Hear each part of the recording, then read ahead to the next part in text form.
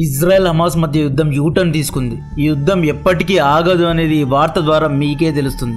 నిన్న Hamas prisoner exchange ఒప్పందాన్ని cancel చేసి పడేసింది. ఇక మేము ఇజ్రాయలీ బందీలను రిలీజ్ చేయము అని కరాఖండిగా చెప్పేశారు. ఈ స్టేట్మెంట్ తర్వాత తిక్కరేగిన ట్రంప్ ఏమని వార్నింగ్ ఇచ్చాడు అంటే వచ్చే శనివారం రోజు మధ్యాహ్నం 12 గంటల్లోపు మిగతా 76 మంది బందీలను ఒకవేళ హమాస్ విడుదల చేయకపోతే గాజా పైన యుద్ధ విమానాలని దింపుతాను, గాజా పైన కంప్లీట్ గా యుద్ధం చేస్తాను అన్నాడు. All of the hostages aren't returned by Saturday at 12 o'clock. I think it's an appropriate time. I would say cancel it and all bets are off and let hell break out. All the hell will break out అని statement ఇచ్చాడు. అంతేకాదు Gaza ప్రజలకు Egypt మరియు Jordan దేశాలు ఆశ్రయం ఇవ్వాలి అని, ఒకవేళ ఈ 2 దేశాలు ఆశ్రయం ఇవ్వలేదా ఈ 2 దేశాలకు వెళ్లే అమెరికన్ ఎయిడ్ను అంటే డబ్బును ఆపేస్తాను అన్నాడు. దీనికి కౌంటర్ గా ఈజిప్ట్ అండ్ జోర్డాన్ దేశాలు ఒకవేళ మా పైన బలవంతం చేస్తే యుద్ధానికి కూడా మేము సిద్ధమే అంటున్నాయి. కొంతమంది ఏమని చెబుతున్నారు అంటే హమాస్ దగ్గర మిగతా 76 మంది హాస్టేజెస్ ప్రాణాలతో లేరు అంటున్నారు. ఒకవేళ ఇది కనుక నిజమైతే యుద్ధం ఏ లెవెల్లో ఎస్కలేట్ అవుతుందో మీరే ఊహించుకోండి. మేబీ హాస్టేజెస్ ప్రాణాలతో లేరు అని తెలిస్తే పెద్ద గొడవ అవుతుంది. కాబట్టి హమాస్ ఏవేవో రీజన్స్ చెప్పి సీజ్ ఫైర్ ను క్యాన్సిల్ చేసింది అంటున్నారు. అసలు ఏం జరిగింది, ఎందుకు సడన్ గా హమాస్ ఈ సీజ్ ఫైర్ ను క్యాన్సిల్ చేసింది, మళ్ళీ యుద్ధం రాబోతోందా, ట్రంప్ వార్నింగ్ ఇచ్చినట్లు శనివారం 12 గంటల తర్వాత ఏం జరగబోతోంది, ఇరాన్ యొక్క రెస్పాన్స్ ఏంటి అనేది చెప్పబోతున్నాను. వీడియో చాలా ఇంట్రెస్టింగ్ గా ఉండబోతోంది. దయచేసి వీడియో రీచ్ కోసం లైక్ అండ్ సబ్స్క్రైబ్ చేయండి. మనందరికీ తెలుసు కొద్ది వారాల ముందు ఇజ్రాయెల్ హమాస్ మధ్య సీజ్ ఫైర్ ఒప్పందం జరిగింది అని. 2 విడతల్లో హమాస్ ఇజ్రాయెల్ నుండి ఎత్తుకుపోయిన హాస్టేజెస్ ను రిలీజ్ చేయాలి. మొదటి విడతలో హమాస్ 33 మందిని ఆల్రెడీ రిలీజ్ చేసేసింది. మనందరం కూడా ఇంతటితో యుద్ధం ఆగిపోతుంది అనుకున్నాం. ఇంకొక 5 రోజులు అంటే వచ్చే శనివారం రోజు హమాస్ 2వ విడతలో దాదాపు 76 మంది బందీలను రిలీజ్ చేయాల్సి ఉంది. అయితే సడన్ గా నిన్న హమాస్ సీజ్ ఫైర్ డీల్ ను పోస్ట్ పోన్ చేసింది లేదా క్యాన్సిల్ చేసింది. హమాస్ ఇస్తున్న రీజన్ ఏంటి అంటే ఇజ్రాయెల్ సీజ్ ఫైర్ అగ్రిమెంట్ ను ధిక్కరించింది అని. 12,000 హ్యుమానిటేరియన్ ఎయిడ్ ట్రక్స్ ను అంటే ఫుడ్ అండ్ వాటర్ ట్రక్స్ ను ఇజ్రాయెల్ పంపించాలి అనేది అగ్రిమెంట్. కానీ ఇజ్రాయెల్ కేవలం 8,500 ట్రక్స్ ను మాత్రమే పంపించింది అని. 50 పెట్రోల్ డీజిల్ ట్రక్స్ ను ప్రతిరోజు ఇజ్రాయెల్ పంపించాలి అనేది అగ్రిమెంట్. కానీ ఇజ్రాయెల్ కేవలం 15 మాత్రమే పంపిస్తోంది అని. గాజాలో ఇళ్లు కోల్పోయిన వారికి ఇజ్రాయెల్ దాదాపు 60,000 టెంపరరీ హౌస్ ను కట్టించాలి. కానీ ఇంతవరకు ఇజ్రాయెల్ ఒక్కటి కూడా కట్టించలేదు అని హమాస్ ఆరోపిస్తోంది. అగ్రిమెంట్ ప్రకారం ఇజ్రాయెల్ గాజాకు 2 లక్షల టెన్స్ ను ఇప్పటికే పంపించి ఉండాలి. కానీ ఇప్పటి వరకు కేవలం 20,000 టెన్స్ మాత్రమే వచ్చాయి అని హమాస్ ఆరోపిస్తోంది. So Israel ceasefire agreement ను వైలేట్ చేసింది కాబట్టి మేము బందీలను రిలీజ్ చేయము అంటోంది హమాస్. హమాస్ స్పోక్స్ పర్సన్ అయిన అబు యుబైదా ఈ విషయాలన్నిటినీ ప్రకటించారు. ఈ స్టేట్మెంట్ తర్వాత హమాస్ దగ్గర బందీలుగా ఉన్న హాస్టేజెస్ యొక్క ఫ్యామిలీ మెంబర్స్ ఇజ్రాయెల్లో తిరగబడుతున్నారు, ప్రభుత్వానికి వ్యతిరేకంగా ప్రొటెస్ట్ చేస్తున్నారు. ఎలాగైనా మా ఫ్యామిలీ మెంబర్స్ ను హాస్టేజెస్ ను తిరిగి రప్పించాలి అని డిమాండ్ చేస్తున్నారు. హమాస్ ఏమంటోంది అంటే 2వ విడత హాస్టేజ్ ఎక్స్చేంజ్ ఇంకొక 5 రోజుల్లో ఉంది. మీడియేషన్ చేసే దేశాలైన ఖతార్, ఈజిప్ట్ దేశాలు అమెరికా ఇజ్రాయెల్ పైన ఒత్తిడి పెట్టాలి, మాకు న్యాయం చేయాలి అంటున్నారు. మొన్నటి నుండి ట్రంప్ వరుసగా ఇస్తున్న ఇంటర్వ్యూస్ లో ఏమంటున్నాడు అంటే గాజాలో ఉన్న ప్రజలందరూ పర్మనెంట్ గా, టెంపరీగా కాదు పర్మనెంట్ గా ఈజిప్ట్ అండ్ జోర్డాన్ దేశాలకు తరలించి గాజాను కొత్తగా డెవలప్ చేస్తాను, ఒక రియల్ ఎస్టేట్ డెస్టినేషన్ లాగా చేస్తాను, గాజా మొత్తాన్ని అమెరికా ఓన్ చేసుకుంటుంది, గాజా మొత్తానికి ఇక నుండి ఓనర్ అమెరికా అని క్లియర్గా చెప్తున్నాడు. గాజా ప్రజలందరూ వేరే దేశాలకు వెళ్ళిపోవాలని క్లియర్గా చెప్తున్నాడు. పారిపోయిన ప్రజలందరూ తిరిగి గాజాకు రావాల్సిన అవసరం లేదు అని చెప్తున్నాడు. దీనికి రిపోర్టర్ ఒక క్వశ్చన్ అడిగాడు, గాజా ప్రజలను మీరు గాజా నుండి వేరే దేశాలకు పంపిస్తున్నారు, మీరు గాజాను పూర్తిగా డెవలప్ చేసిన తర్వాత తిరిగి గాజా ప్రజలు గాజా స్ట్రిప్కు రావాలా వద్దా అని అడిగిన స్పెసిఫిక్ క్వశ్చన్కు ట్రంప్ ఏమని సమాధానం ఇచ్చాడు అంటే తిరిగి వచ్చే అవసరమే లేదు అన్నాడు. ఎందుకంటే మేము పర్మనెంట్గా ఈజిప్ట్, జోర్డాన్ దేశాల్లో గాజా ప్రజలకు పర్మనెంట్గా మంచి ఇళ్లను కట్టించి ఇచ్చాం.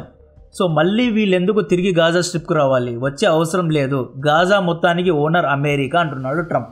ఈజిప్ట్, జోర్డాన్ దేశాలకు అమెరికా ప్రతి ఇయర్ 1,000 కోట్ల ఫండ్స్ ను ఫ్రీగా ఇస్తోంది. కాబట్టి గాజా ప్రజలకు ఈ 2 దేశాలు ఆశ్రయం ఇవ్వాలి అని ట్రంప్ అంటున్నాడు. ఈ రోజు ట్రంప్ జోర్డాన్ రాజైన అబ్దుల్లాను కలవబోతున్నారు. ట్రంప్ ప్రతిపాదన ప్రకారం గాజాలో ఉన్న 18 లక్షల మంది పర్మనెంట్ గా, ఇంకొకసారి చెప్తున్నా పర్మనెంట్ గా ఈజిప్ట్, జోర్డాన్ దేశాలకు వెళ్లి పర్మనెంట్ గా అక్కడే ఉండిపోవాలి, తిరిగి రాకూడదు. ట్రంప్ శనివారం 12 గంటల్లోపు హాస్టేజ్ ను విడిచిపెట్టాలి అని వార్నింగ్ ఇచ్చాడు. ఒకవేళ హమాస్ రిలీజ్ చేయలేదా పెద్ద ఎత్తున యుద్ధం ఎస్కలేట్ అయ్యే అవకాశం ఉంది.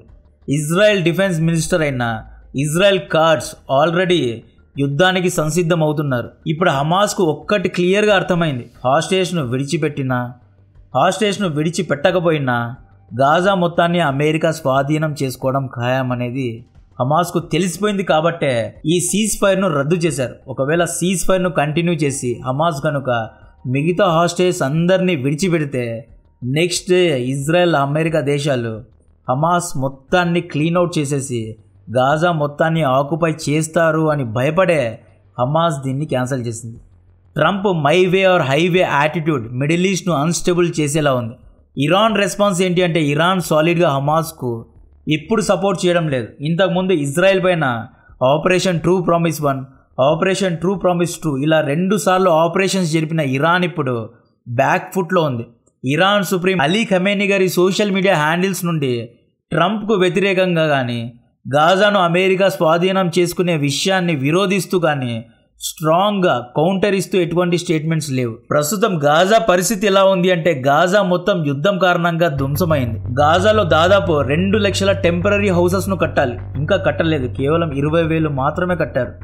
గాజా మొత్తాన్ని క్లీన్ చేయాలి, ఆ డస్ట్ మొత్తాన్ని క్లీన్ చేయాలి, పడిపోయిన బిల్డింగ్స్ను ఆ డెబ్రీస్నంతా క్లీన్ చేసి రీడెవలప్మెంట్ చేయడానికి 1,000 కోట్లు ఖర్చు అవుతుంది. ప్రతిరోజు గాజా ప్రజలకు 8,000 ఫుడ్ ట్రక్స్, వాటర్ ట్రక్స్ వెళ్లాల్సిందే. గాజాలో వ్యవసాయం చేయడానికి లేదు, నీళ్లు లేవు, అసలు అక్కడ ఏమీ లేదు. గాజాలో ఉన్న 18 లక్షల ప్రజలకు ఈజిప్ట్ లేదా జోర్డాన్కు వెళ్ళడం తప్పితే వేరే ఆప్షన్ లేదు.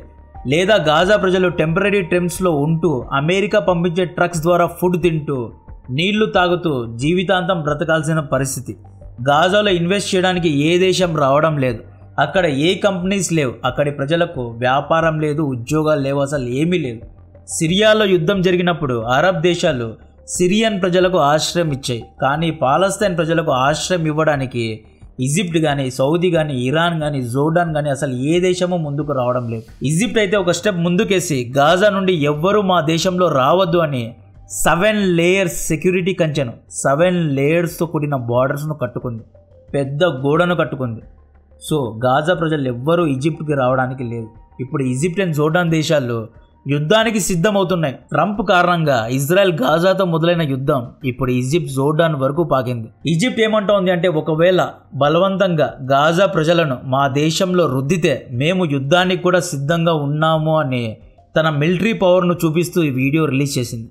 ఈజిప్ట్ అండ్ జోర్డాన్ దేశాలు రష్యా, చైనా దేశాలకు దగ్గర అవుతాయా అనేది నెక్స్ట్ క్వశ్చన్. ఎందుకంటే అమెరికా ఈజిప్ట్ అండ్ జోర్డాన్ దేశాలపైన చాలా హై లెవెల్లో ఒత్తిడి పెడుతోంది. ట్రంప్ ఎందుకని ఈజిప్ట్ అండ్ జోర్డాన్ దేశాలపైన బలవంతం చేస్తున్నాడు అంటే ఈజిప్ట్ ఇయర్లీ దాదాపు $1.3 బిలియన్ మిలిటరీ ఎయిడ్ను అమెరికా ద్వారా పొందుతోంది. మనోళ్ళలో చాలా మంది అడుగుతూ ఉంటారు కదా, ఈజిప్ట్ ఎందుకు పాలస్తీన్ ప్రజలకు ఆశ్రయం ఇవ్వదు అని.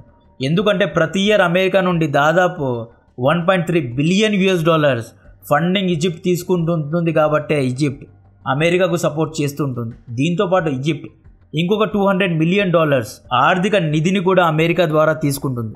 జోర్డాన్ ఒక్క ఇయర్ 2023లో అమెరికా నుండి దాదాపు $1.65 బిలియన్ ఫ్రీ ఎయిడ్ను తీసుకుంది. జోర్డాన్ రాజైన అబ్దుల్లా గారు డైరెక్ట్గా ముస్లిమ్స్కు పవిత్రమైన మొహమ్మద్ పైగంబర్ గారి వారసులు. సో అంత పెద్ద వ్యక్తి కూడా హమాస్కు సపోర్ట్ చేయలేదు. ఎందుకంటే ప్రతి ఇయర్ 1,000 కోట్ల డబ్బు అమెరికా ద్వారా ఈయనకు ముడుతుంది కాబట్టి సైలెంట్గా ఉన్నారు. ఇప్పుడు చాలా మంది అడుగుతున్న క్వశ్చన్, గాజా ప్రజలకు ఎందుకని ఇరాన్, సౌదీ దేశాలు ఆశ్రయం ఇవ్వవు అని. ఈ క్వశ్చన్కు ఇరాన్, సౌదీ దేశాలే ఆన్సర్ ఇవ్వాలి. సో ఈ యుద్ధం పెద్ద ఎత్తున ఎస్కలేట్ అయ్యే అవకాశం ఉంది.